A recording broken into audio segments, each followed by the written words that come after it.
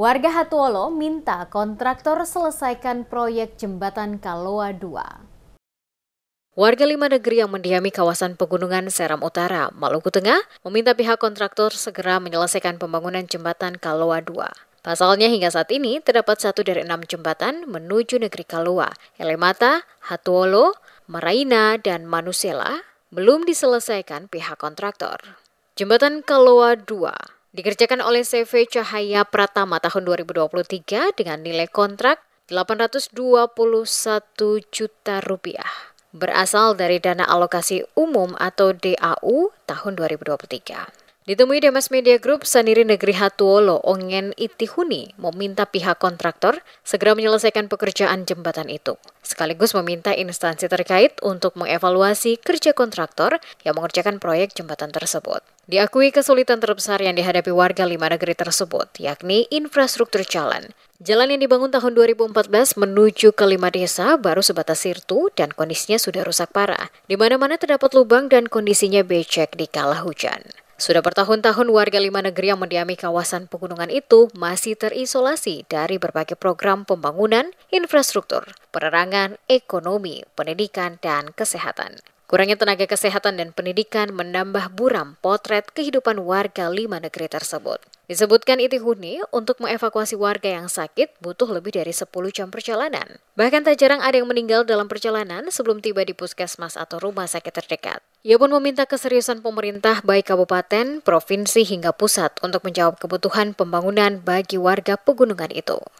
Saya mewakili beberapa saniri di 5 negeri, mulai dari Kaloa, Hatuolo, Manusela, dan Maraina, yang pada dasarnya kami semua merindukan akses jalan yang dapat mempengaruhi pembangunan di Pegunungan Seram Utara. Pada prinsipnya, mulai dari tahun 2016,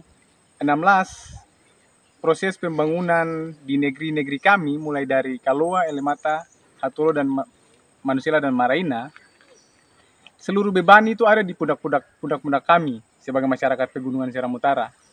Kami menerjang banjir, memukul beban di bawah hujan, terik matahari. Kami mengharapkan sangat uluran tangan pemerintah, mulai dari Bapak Presiden, kami mengharapkan Bapak Presiden Joko Widodo untuk secara langsung melihat kami di Pegunungan Seram Utara, Kabupaten Maluku Tengah, Provinsi Maluku. Harapan yang sama juga disuarakan guru SD Kaloa Popi Mainasi. Dikatakan untuk sampai di Kaloa, dirinya harus berjalan kaki selama 9 jam dari desa Siatele.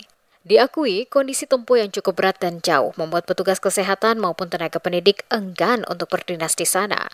Kendala lain yang dihadapi warga, kata Popi, adalah penerangan. Warga masih menggunakan lampu pelita untuk menerangi rumah mereka. Popi berharap pemerintah bahkan meminta Presiden Joko Widodo untuk mewujudkan keinginan warga memperoleh akses jalan yang baik untuk menjawab rentang kendali yang selama ini dirasakan warga 5 negeri itu. Kami minta perhatian dari pemerintah, untuk kami di daerah pegunungan, kami di Kaloa di sini untuk akses jalan sangat setengah mati. Bayangkan kami yang bertugas dari Masohi, dari Ambon, kami kalau sampai ke sekolah sini, kemarin yang kami lalui, kami turun dan naik itu harus jalan kaki.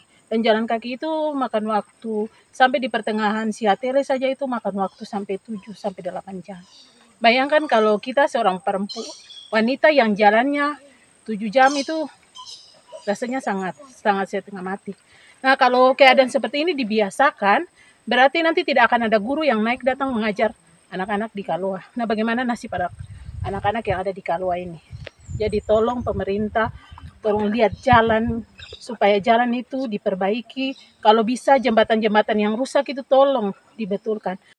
Kepala Desa atau Raja Negeri Kaloa, Yosef Tamala, mengaku kondisi 5 desa di pegunungan sangat membutuhkan sentuhan pembangunan, terutama akses jalan. Dikemukakan usulan pembangunan jalan sudah sering disampaikan dalam setiap musrembang dari tingkat desa ke kecamatan hingga Provinsi Maluku. Namun tidak ada realisasi sampai saat ini. Padahal, sumber daya alam sebagai penopang kehidupan warga di 5 negeri cukup melimpah. Namun untuk menjual hasil bumi yang digarap harus mereka tandu berpuluh kilometer. Setiap pijakan kaki sangat beresiko dan berbahaya. Warga harus melewati pegunungan dan perbukitan, menyusuri jalan berbatu dengan batang pohon yang melintang di tengah jalan. Terkadang harus bertarung nyawa menyeberangi aliran sungai besar agar bisa sampai ke jalan Transeram untuk selanjutnya menjual hasil bumi ke pasar atau sekedar menjenguk sanak saudara, keluarga yang tinggal di negeri lain.